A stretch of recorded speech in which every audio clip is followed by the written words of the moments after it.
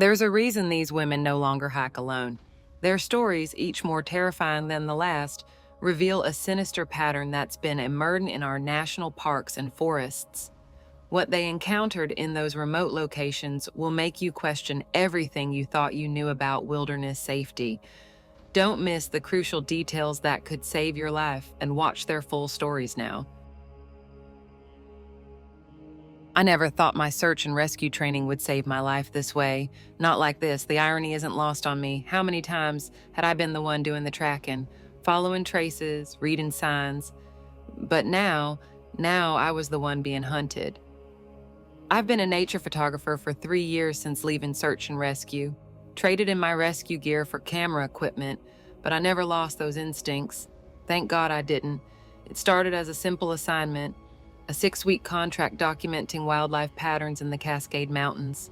Just me, my cameras, and endless miles of wilderness. The first week was peaceful, almost perfect.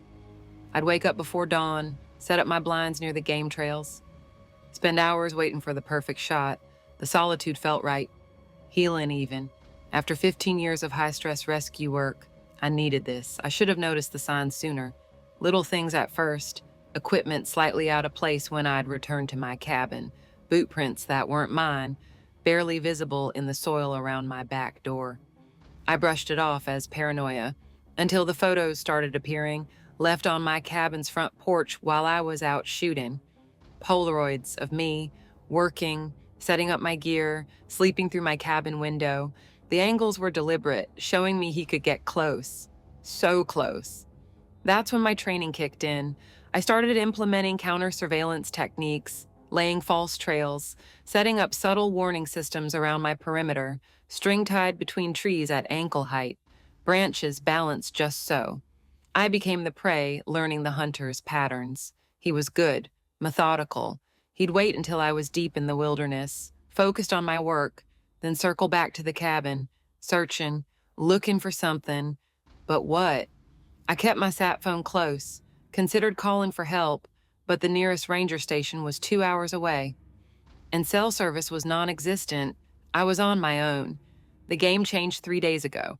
I returned to find my cabin door wide open, everything ransacked, but nothing taken except my SAR medals and certificates. He'd been studying me, learning my background. The photos stopped after that. No more warnings, no more games, just silence. The kind that screams danger to every survival instinct I have. Last night, I heard him. The soft crunch of boots on pine needles outside my bedroom window. The quiet scrape of metal on wood. He was done playing. I was ready. I'd mapped every escape route, memorized every tree root and loose stone that could give away my position. When he broke through the back door, I was already moving, silent, fast, the way he'd been stalking me. I could hear him searching the cabin room by room, his footsteps precise, tactical. He'd done this before. The realization sent ice through my veins.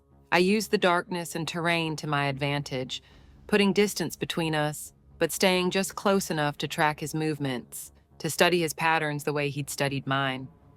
That's when I saw it, the glint of moonlight on metal, a police badge hanging from his neck. Everything clicked. The tactical movement, the surveillance skills, the obsession with my SAR background. He was one of them, a hunter who'd learned to hunt humans under the cover of authority. I spent the next 4 hours playing his game, leading him on false trails, doubling back, using every trick I'd learned, finding lost hikers to become a ghost in my own woods. When the sun finally rose, I was 6 miles from my cabin, watching through my longest camera lens as police cars responded to my pre-programmed sat phone distress call. They found evidence of dozens of similar stalking cases in his patrol car. Trophy photos of other women, other victims who'd been alone in the wilderness. I still work as a nature photographer, but never alone now. And at night, when I hear branches breaking outside my window, I remember, sometimes the most dangerous predators are the ones wearing uniforms, the ones who know exactly how to hunt human prey. Because that's what they were trained to do. The investigation revealed more than just photos. They found detailed notebooks, pages of surveillance logs on dozens of women.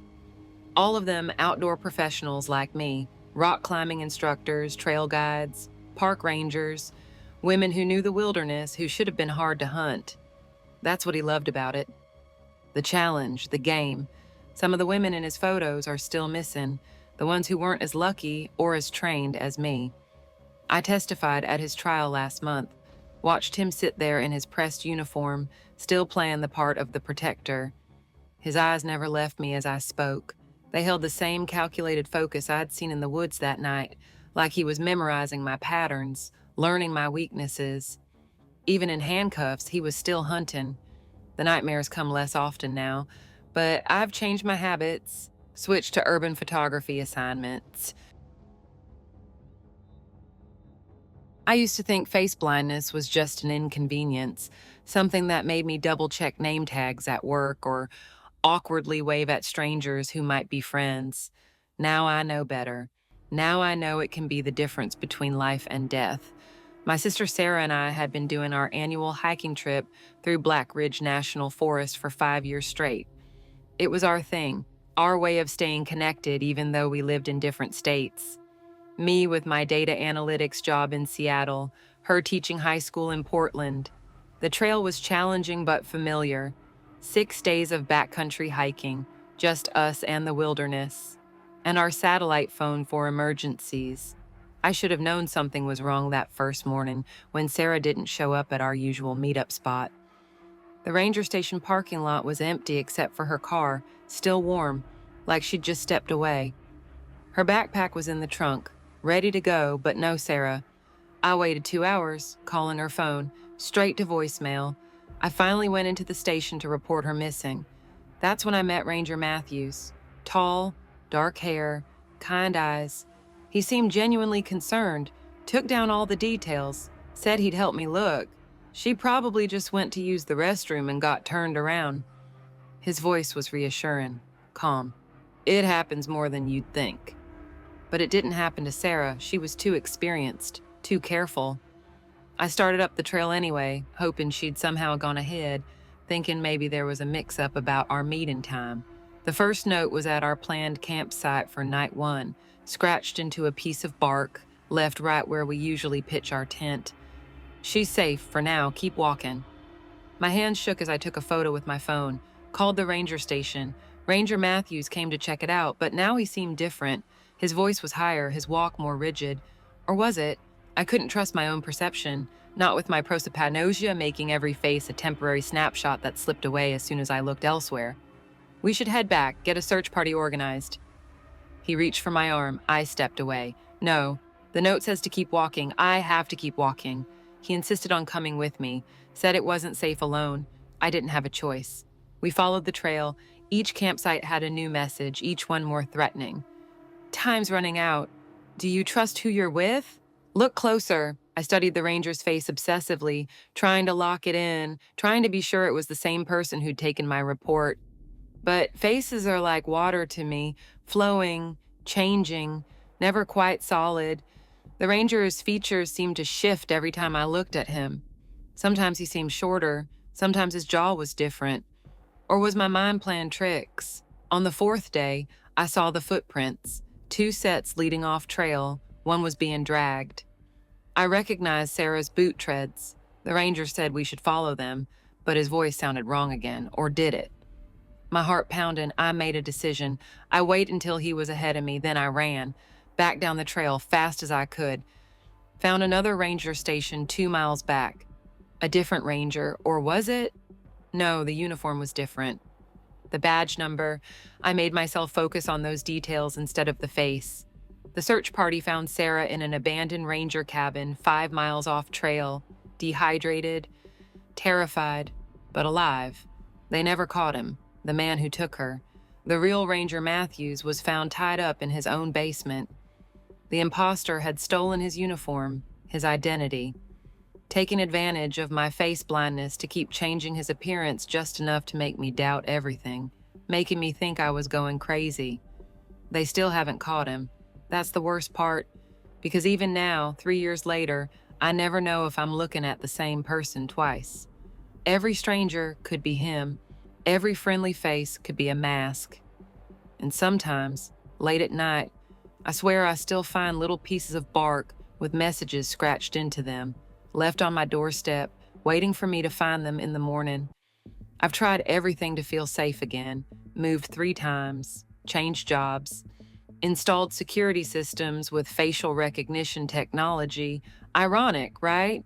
I even went to a specialist who works with prosopagnosia patients, trying to develop better strategies for remembering people, identifying them by their voice patterns, their mannerisms, the way they move. Sarah says I'm paranoid now. Maybe I am, but she didn't see what I saw on that trail, didn't feel that crushing uncertainty, that terrible moment when you realize you can't trust your own mind. The police tell me he's probably long gone, moved on to someone else. But I know better. Sometimes I catch glimpses, just at the edge of my vision, a familiar stance, a way of walking. That's what everyone tells me, but I've learned something about faces, about how easy it is to disappear behind a smile that never quite stays the same. Look, I never wanted the night shift, but after everything fell apart with the divorce, I honestly needed the change. Cedar Ridge Forest became my escape. Just me and miles of wilderness to patrol every night. No more awkward morning briefings with Drew. No more pretending we could keep working together like nothing happened. The darkness out there, it actually felt right. Like a friend. God, I was so wrong about that. It started bugging me when I noticed the missing persons reports piling up. 3 people in 2 months in our quiet area? That's not normal. I was bored one night, so I started digging through the files. Each person vanished in my patrol zone, right by that old fire road, always between 2 and 4 a.m. Real weird pattern. First, it was this guy camping alone, experienced outdoorsman type, then some photographer who'd been shooting night sky photos. Last week, it was this teenager who'd snuck out to the lookout point to meet friends. Never showed up. I couldn't help myself, started pulling up old files, making connections, old habits from my detective days, I guess. When I tried telling the sheriff about my theories, though, got that same look, you know the one, the "you're being paranoid again" look, just like when I first suspected Drew was cheating before I found the proof in his phone. So yeah, I kept digging on my own, started switching up my patrol routes, really paying attention. You spend enough time in the forest, it starts talking to you. Every little snap of a branch means something. Every rustle has a story. But last night, something felt off. The sounds were all wrong. I'd pulled into my usual spot on the fire road for my coffee break, engine off when I spotted fresh tire tracks. Not mine. The pattern looked familiar, though, just like the ones from the disappearance sites. I tried radioing in, but all I got was this weird static, not normal interference. Someone was blocking the signal. My coffee slipped right out of my hand when I saw it in my side mirror. A shadow, moving like it knew exactly where it was going, like it knew the forest better than me. This wasn't some random creep. They'd studied the area, studied my routines. I grabbed my flashlight and gun, but they stayed just out of sight, testing me, watching me, playing with me. Then I heard boots on gravel behind my truck, way too close. I didn't think, just reacted, slammed that truck into reverse. Felt the impact and heard someone grunt, but I didn't stick around to check. Just got the hell out of there fast as I could on those twisty roads. Kept checking my mirrors the whole way back to the station. They found evidence later, radio tampering, boot prints, but no suspect. Typical. That was 3 days ago. Now I'm stuck on day shift, pushing papers, safe and sound, right? But I can't shake this feeling. When I look out at those trees now, when I think about those missing people, about how close I came to being one of them, I know something's out there, still watching. Yesterday, I finally got access to the older case files, the ones from before my time. Found more patterns buried in dusty reports going back years. Always lone victims, always at night. Some cases were marked solved, bodies found in ravines or at cliff bottoms, ruled as accidents. But something's not right about the evidence photos. The drag marks don't match how people would naturally fall. Personal items scattered in weird patterns, and those damn boot prints showing up again and again. I started mapping everything out, building a timeline. The attacks were getting bolder, moving closer to populated areas. Like whoever it was getting more confident, learning from each one. Then this morning, I found something in my locker that made my blood run cold. A little wooden figure carved from pine, a perfect tiny ranger on patrol. The detail was crazy: the uniform, the hat, even a tiny radio on the belt, just like mine. And carved on the bottom, coordinates to that same fire road turnout where they almost got me. I should have turned it in as evidence, should have reported it, but something in my gut told me not to. Same instinct that kept me alive that night. Instead, I set up my own surveillance, hidden cameras, motion sensors, small enough no one would spot them. Everything feeds right to my phone. So now I wait, watch the feeds, jump every time my phone buzzes. I know I should let this go, stay safe at my desk like they want. But I can't, not while people are still vanishing out there. The forest keeps its secrets, but I'm going to find the truth, even if it's the last thing I do. And sometimes, late at night when I'm alone, my radio picks up that strange static again, and underneath it, I swear I can hear breathing, soft, steady, like they're just waiting for me to come back, to finish our game.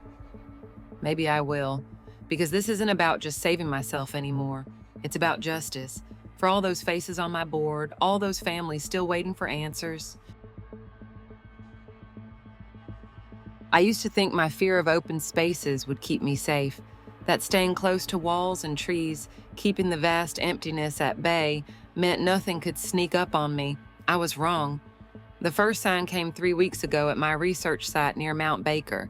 I'd been studying a rare strain of bioluminescent mushrooms that only grow in these deep forests, walking the same paths, checking the same logs, recording the same measurements day after day. It was perfect for someone like me. The dense canopy above kept the sky from feeling too big. The thick undergrowth meant I always had something solid nearby to touch, to ground myself. That morning started like any other. I pulled on my rain boots, grabbed my research kit, drove the familiar route to my first collection site. But something felt different. The protective circle of Douglas firs around my research plot seemed watchful. I tried to shake it off, focus on my work. I knelt down to check on the luminescent cluster I'd been monitoring. My heart stopped. Every single mushroom had been carefully extracted, not crushed or eaten by wildlife, but removed with scientific precision. Someone who knew what they were doing had been here. I stumbled back, my breath coming in short gasps as the trees started spinning around me. No, focus, deep breaths like my therapist taught me. In through the nose, out through the mouth, when I could think clearly again. I took photos of the disturbed soil, documented everything, tried to convince myself it was just another researcher, someone who didn't know this was a private study. But then I found the note, tucked under a nearby rock, written in perfect mycological terminology. Fascinating specimens. Your isolation techniques are impressive. I've been watching your work, and you, with great interest. The paper trembled in my hands. I spun around, searching the shadows between the trees. But I was alone. Or at least I appeared to be. The next week, 2 more sites were hit, more specimens gone, more notes left behind, each one showing an intimate knowledge of my research and my routine. The way you triple-check your measurements is so meticulous. You always bite your lip when you're concentrating. It's endearing. I started varying my schedule, taking different routes, but somehow, they always knew where I'd be. The police were useless, said there was nothing they could do without evidence of an actual threat. But I could feel the threat, getting closer every day. The walls of trees that once felt protective now seemed to hide watching eyes.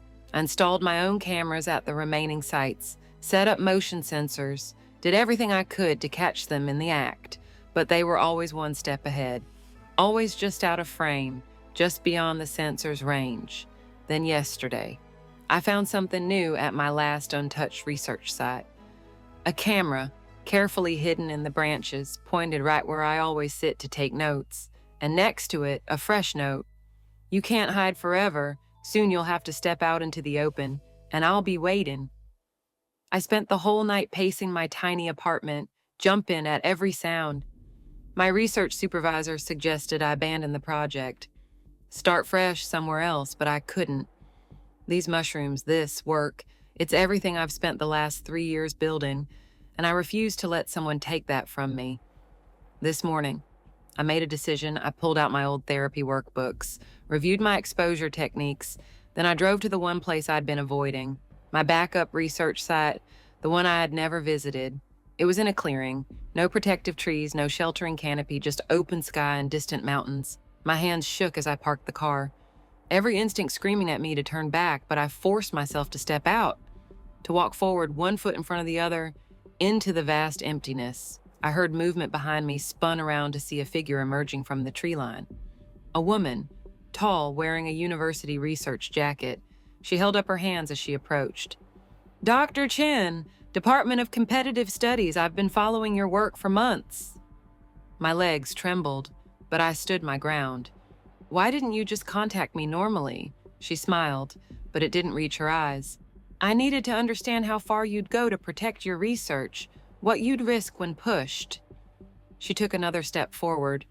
"Your mushrooms could revolutionize bioluminescent technology, make someone very rich. I had to know if you were strong enough to handle the pressure that's coming." I backed away. "You tortured me, made me think I was losing my mind." She shrugged. "Consider it a test, one you just passed. Now, let's discuss a partnership."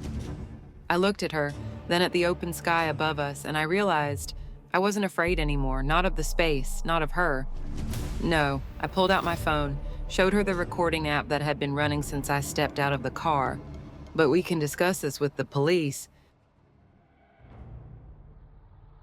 I never thought my podcast would make me a target. The thing about investigating disappearances is you start seeing patterns, little details that connect seemingly random cases. That's what drew me to the Appalachian Trail mysteries in the first place. I'd walk the same paths, stand in the exact spots where hikers vanished decades ago, telling everything for my listeners. The engagement was incredible until someone started following my footsteps. I first noticed it 3 episodes in, just small things. A fresh boot print overlapping my own from the day before. A disturbed branch exactly where I'd documented the 1982 Kingston case. My producer told me I was being paranoid, getting too deep into the research. But I knew. Someone was recreating every scene, every detail. I'd find little markers, items placed exactly like in the old case files. A torn backpack strap, a single hiking pole, a crushed water bottle, each one perfectly matching the historical cases I was covering. The worst part? They were always fresh, always appeared right after I'd finished recording at each location. I remember the moment everything changed. It was during my research for episode 5, the Miller case from 1995. I was setting up my equipment near an old trail shelter. That's when I found it. A small recording device exactly like mine, hidden under a loose floorboard. The audio file was dated 3 days ago. My blood ran cold when I pressed play. It was my own voice. Private conversations I'd had in my motel room. Notes I'd recorded alone in my car. Someone had been listening, watching, learning my process. I should have stopped then, called the police, but I convinced myself that maybe, just maybe, this was my chance to solve not just the old cases, but to catch someone in the act. I started leaving my own markers, setting up trail cameras, looking for patterns in the stalker's behavior. That's when the packages started arriving at my motel, small boxes with no return address, each containing an item from one of the missing hikers, things that were never found in the original investigations. A class ring, a pendant, a driver's license, all authentic. I checked, all with traces of DNA that matched the victims. My hands shake as I type this from my motel room. Tomorrow, I'm supposed to cover the Patricia Walsh disappearance from 1977, the most violent case in the series. I've already found 3 missed calls on my phone, all from an unknown number, all at 3:27 a.m., the exact time Walsh was last seen. The police say they're looking into it, but I know how these cases usually end. The trail goes cold, the evidence disappears, just like all the others.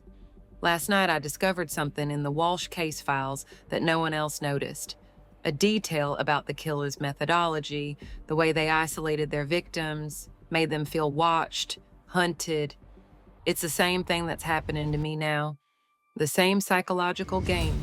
I keep telling myself I should stop, pack up my equipment, and head home.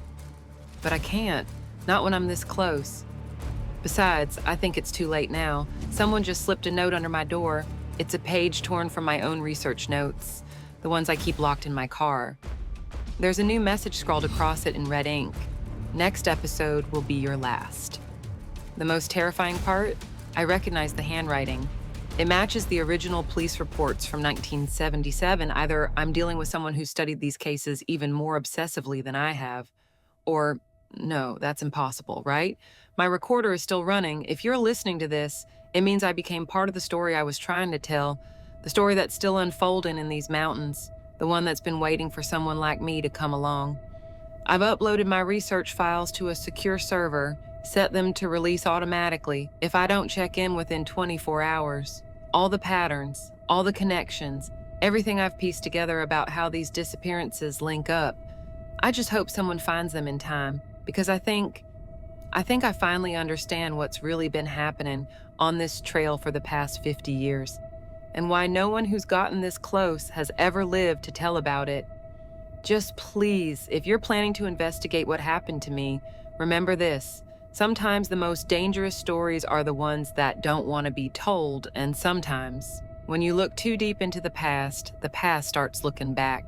There's something else I need to say, something I haven't told anyone, not even my producer. Yesterday, I found an old photo in the county archives.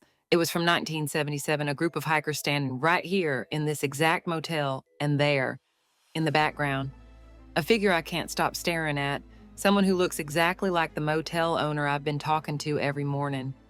Same face, and same stance, same knowing smile. The photo's dated May 15th, 1977, 48 years ago, and they haven't aged a day. I hear footsteps now coming down the hall. I never should have shared my hiking routes online. That's what I keep telling myself, now that I know someone was watching, someone was learning. My weekly solo hikes through Black Ridge Forest were my escape, my ritual, the thing that kept me sane with my demanding job, and my tendency to remember every little detail. That's the thing about having a photographic memory. You notice patterns. You see things others might miss. And that day, I noticed something that made my blood run cold. I always use HikeTrack to log my routes, partly because I like having the data, and partly because it lets my sister know where I am, just in case. That morning started like any other Thursday. The crisp autumn air bit at my cheeks as I pulled into the empty trailhead parking lot at 6 a.m. I checked my phone. Service was spotty, but HikeTrack was running. Perfect. The first mile went smoothly, the familiar crunch of leaves under my boots, the steady rhythm of my breath. Then I checked my phone to mark a new photo spot, and saw it. Another user icon, moving along my exact route, following my path precise step by step. At first I thought it was a glitch, but then I remembered.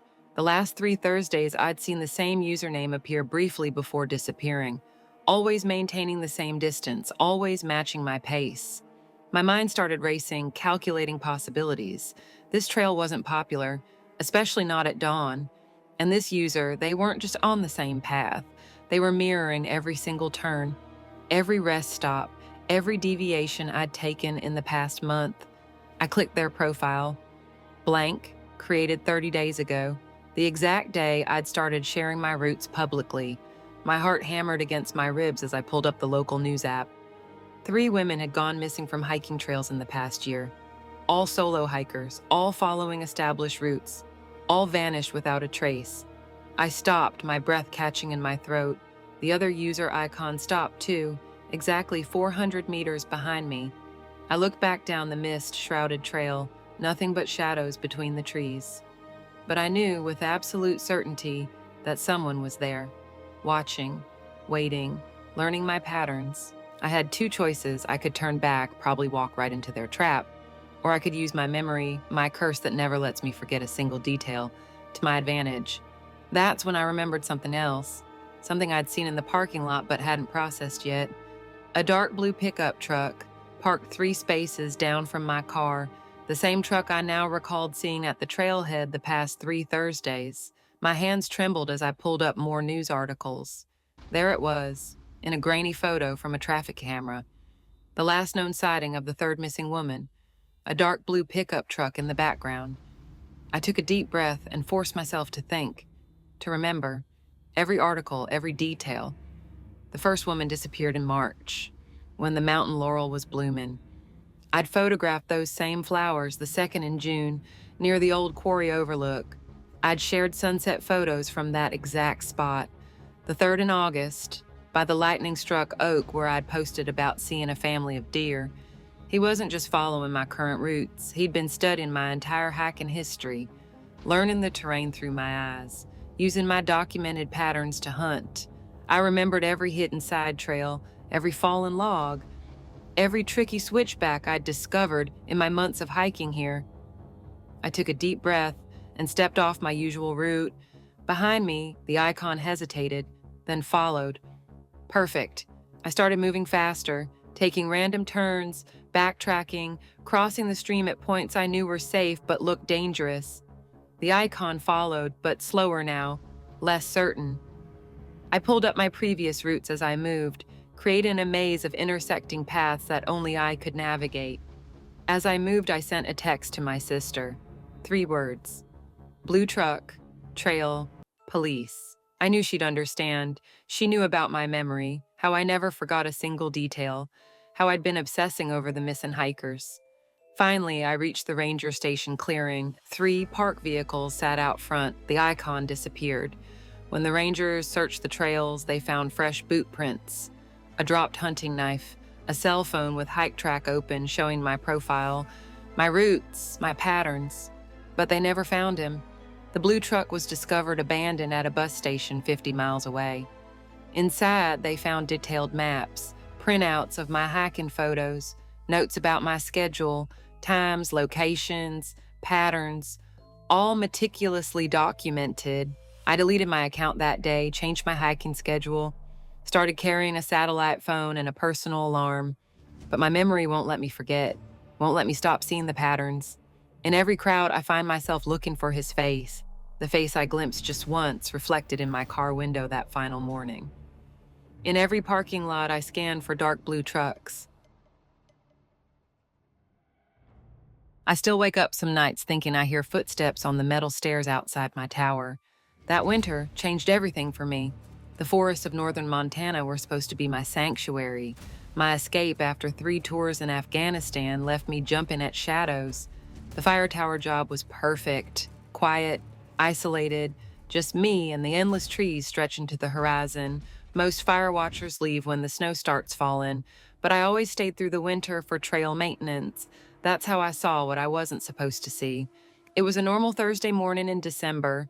The sun hadn't risen yet, and I was checking the east trail for downed branches after the storm.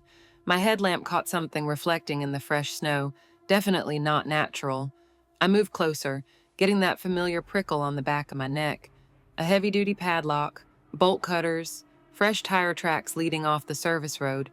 My training kicked in, and I documented everything with my phone, called it in to dispatch, standard procedure.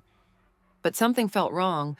The local ranger station was weirdly dismissive, told me to forget about it, leave it alone. That's when the strange things started happening. Small at first, equipment going missing, radio batteries dying when I knew they were fresh. Then one morning I found my snowmobile sabotaged, brake lines cleanly cut. If I hadn't checked. That afternoon my satellite phone stopped working, then the landline. The snow started falling again. Heavy, no way to get down the mountain safely. My world shrank to the 144 square feet of my tower, and the metal stairs spiraling down into the white void. The 4th night.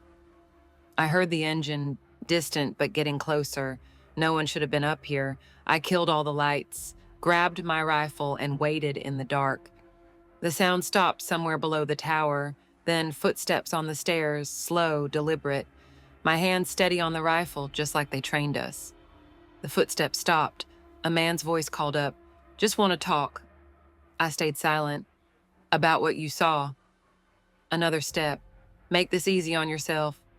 I chambered around, let the sound carry. The footsteps retreated, but they came back, night after night. Different voices, different threats. I rationed my food, collected snow for water, kept my rifle close, called for help on every frequency. Static answered. The isolation started playing tricks on my mind. Every creak of the tower in the wind became footsteps, every shadow a potential threat. I started talking to myself, counting supplies, planning escape routes, remembering my training. The nights were the worst, pitch black except for my small battery lantern, the cold seeping through every crack. Sometimes I'd catch glimpses of flashlight beams through the trees, hear engines idling in the distance. They were watching, waiting, testing my resolve. On day 10, they tried something new. A woman's voice this time, kind, concerned, claiming to be from the Forest Service HR department. Said they were worried about my mental health, wanted to send help, but I knew better. The real Forest Service would have used official channels. Sent a helicopter, not some stranger in the middle of the night. The woman's voice turned cold when I didn't respond. 2 weeks stretched into 3. My food supplies dwindled to crackers and canned beans. The cold became another enemy, constant, relentless. I started sleeping in 30-minute bursts, too afraid to let my guard down longer than that. Then came the night of the storm, wind howling like a freight train. Snow so thick I couldn't see past the railing. The perfect cover for them. I heard them on all sides this time, multiple engines, multiple footsteps. They were done waiting. A metallic screech, someone working on the stairs with tools. I backed into my corner, rifle ready, heart pounding so hard I could barely hear. A blast of cold air, they'd breached the lower hatch. Footsteps on the stairs, closer than ever. The door handle started to turn. That's when I heard it, rotors getting louder. A spotlight cut through the storm like a blade. The footsteps thundered back down the stairs, engines roaring to life. By the time the Park Service helicopter landed, they were gone. Again. The official report said I had a PTSD episode. Imagine the whole thing, but they never explained the cut brake lines, the disabled phones, the strange tracks in the snow, the tool marks on the tower stairs, the bullet holes in my door, perfectly clustered at chest height. Sometimes on quiet nights, I think about what I saw in those woods, what was worth killing for. I've learned some things are better left buried in the snow, but I still keep my rifle close, just in case they decide I know too much after all. And sometimes, when I'm driving the back roads near my new home in Idaho, I catch glimpses of unfamiliar vehicles in my rearview mirror, or notice the same face too many times in too many different places. They're still out there.